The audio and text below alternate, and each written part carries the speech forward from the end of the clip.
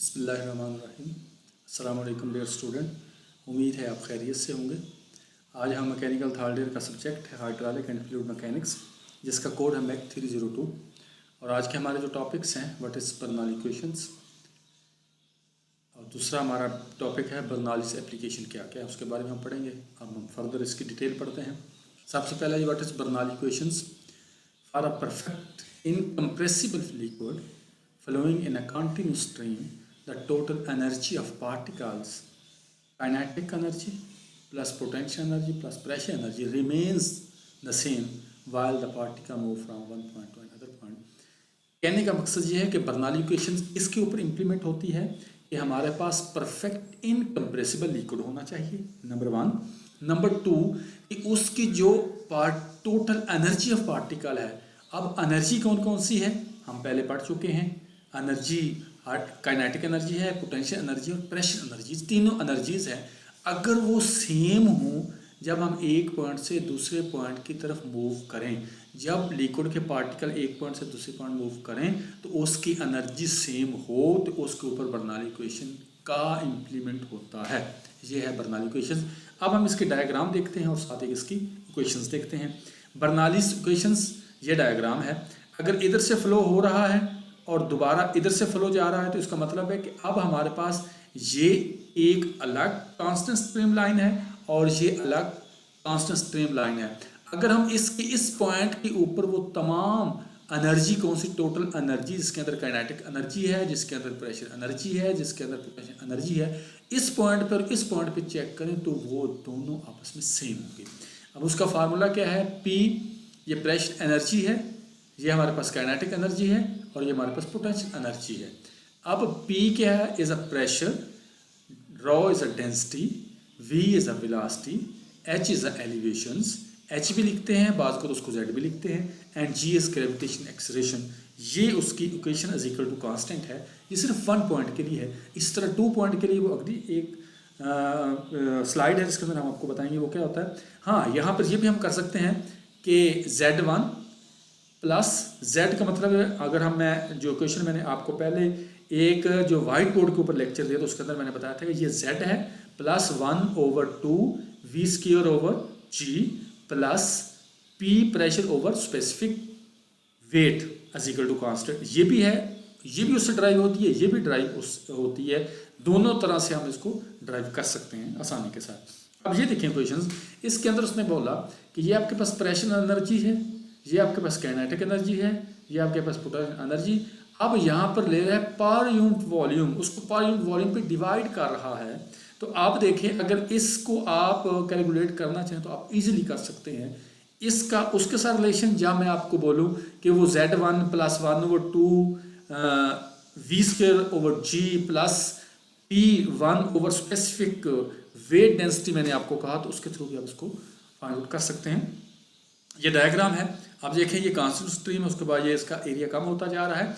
अब ये 2 पॉइंट है, V1 है और V2 है। मतलब ये कि हमारे पास एक पॉइंट ये है और एक पॉइंट हमारे पास ये है। इन दोनों के बीच में हम कैलकुलेट करना चाहते हैं, प्रेशर कर सकते हैं हम, इसके अंदर वेलोसिटी फाइंड आउट कर सकते हैं, हम एरिया फाइंड आउट कर सकते हैं। लेकिन एक चीज़ का ख्याल रखें कि जिस वक्त एरिया ज़्यादा होगा तो हमारे पास प्रेशर ज़्यादा होगा। अब देखें P2 लेस देन P1। अब P1 जो है ये P1 है, यहाँ पे प्रेशर ज़्यादा है, जहाँ पे प्रेशर कम है। अगर मैं वेलोसिटी की बात करूँ तो वेलोसिटी यहाँ पे कम है, यहाँ पे ज़्यादा है, क्योंकि वेलोसिटी और एरिया का आपस में रिलेशन है। एरिया कम होगा, वेलोसिटी ज़्यादा होगी। जिस तरह हमने Q is equal to AV पढ़ा हुआ है डिस्चार्ज के अंदर, A और V का आपस में इन्वर्सली प्रोपोर्शन है। एरिया ज़्यादा होगा तो वेलोसिटी कम होगी, एरिया कम होगा तो वेलोसिटी ज़्यादा, अगर वेलोसिटी ज़्यादा वो कम, दोनों आपस में इन्वर्सली प्रोपोर्शनल है। जिस वक्त प्रोडक्ट की बात करेंगे ना तो उसके अंदर आपस में इन्वर्सली प्रोपोर्शनल होता है। ये देखें एरिया A2 जो है ये यहाँ पे A2 लेस देन A1 है, A1 ये है और A2 ये है। अब इंक्रीज फ्लूइड स्पीड मतलब ये है कि इंक्रीज, अगर फ्लूइड स्पीड यहाँ पे इंक्रीज होगी तो उसका एरिया जो है वो डिक्रीज होगा, उसका डाया डिक्रीज होगा। अच्छा, लिमिटेशन ऑफ बर्नौलीज इक्वेशंस क्या है? लिमिटेशन का मतलब है कि ये जो इक्वेशंस हैं उसकी रिस्ट्रिक्शंस क्या क्या हैं। नंबर एक, इनकम्प्रेसिबल। वो कहता है जी इनकम्प्रेसिबल, ये मस्ट है कि अगर आप बर्नौली इक्वेशन को एक्सप्लेन करें, जबकि ये पॉसिबल नहीं है, क्योंकि किसी न किसी लेवल के ऊपर वाटर भी कंप्रेस होता है, उसके मॉलिक्यूल आपस में कोलैप्स कर जाते हैं। तो इसका मतलब है कि ये बात लिमिटेशन के अंदर, रिस्ट्रिक्शन के अंदर आ जाएगी, ये भी परफेक्ट नहीं होगी। नॉन विस्कस फ्लूइड हो, नो फ्रैक्शन, जब फ्लो कर रहा हो तो उसके अंदर फ्रैक्शन ना हो, ये पॉसिबल नहीं। उसके हार्स हो उसके अंदर फ्रैक्शन होगी, क्यों कि वो जो उसका पाइप है उसकी सरफेस के ऊपर डिपेंड करेगा कि उसकी रफ है, स्मूथ है, लेकिन फ्रिक्शन मस्त है इसके अंदर होगी। लेकिन लिमिटेशन में वो कहता है कि नहीं होगी। अगर इन चीज़ों का ख्याल रखते हुए आप बर्नौली इक्वेशन को पुटअप करेंगे, ये वो कंडीशन जो आइडियल है, जबकि राइटर ये लिख रहा है कि ये वो चीज़ें हैं जो हम अचीव करना बड़ा मुश्किल होता है। अच्छा, फॉलोइंग स्ट्रीम लाइन मोशन। अब स्ट्रीम लाइन मोशन, क्योंकि जब फ्लो कर रहा होता है रियल बेस में, तो क्या होता है, उसको हम क्या करते हैं कि एक पार्टिकल दूसरे पार्टिकल के साथ आपस में क्या कर रहा था, इंटरमिक्स कर रहा होता है। अभी हम लेमिनर की डेफिनेशन पढ़ के आए थोड़ी देर पहले, तो उसके अंदर क्या कर, वो इंटरमिक्स कर रहा होता है। तो टर्बुलेंस तो हर सूरत में होगा, जैसे फ्लो का टर्बुलेंस तो होगा। मतलब ये हो कि लेमिनर को अचीव करना है तो आपको प्रॉपर लैब में जाना पड़ेगा। कांस्टेंट डेंसिटी ये भी अचीव नहीं कर सकते। कांस्टेंट डेंसिटी का मतलब कि इनकम्प्रेसिबल है, जबकि ये भी चेंज होगी। अब यहाँ पे लिखा हुआ कि there exist an extended form of equations that takes fraction and compressibility into count, but that is too complicated for our level of study. ये बहुत मुश्किल होता है। ये वो रिस्ट्रिक्शंस हैं, ये वो लिमिटेशंस हैं जिसको हम जेन में, ये अजम्पशंस हैं जिसको रख के हम बर्नौली इक्वेशंस को ड्राइव करते हैं। कौन कौन सी है? इनकम्प्रेसिबल है, non viscous, no friction, streamline flow होना चाहिए और कांस्टेंट डेंसिटी होनी चाहिए। ये वो लिमिटेशंस है, ये स्टूडेंट आपको पता होना चाहिए, फिंगर टिप पे याद होनी चाहिए। तो इंटरव्यू के अंदर बड़े इसके बारे में पूछा जाता है आपसे।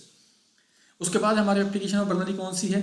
वेंचुरोमीटर क्या है, ओरिफिस मीटर क्या है, पीटर ट्यूब क्या है, ये उसकी एप्लीकेशंस है।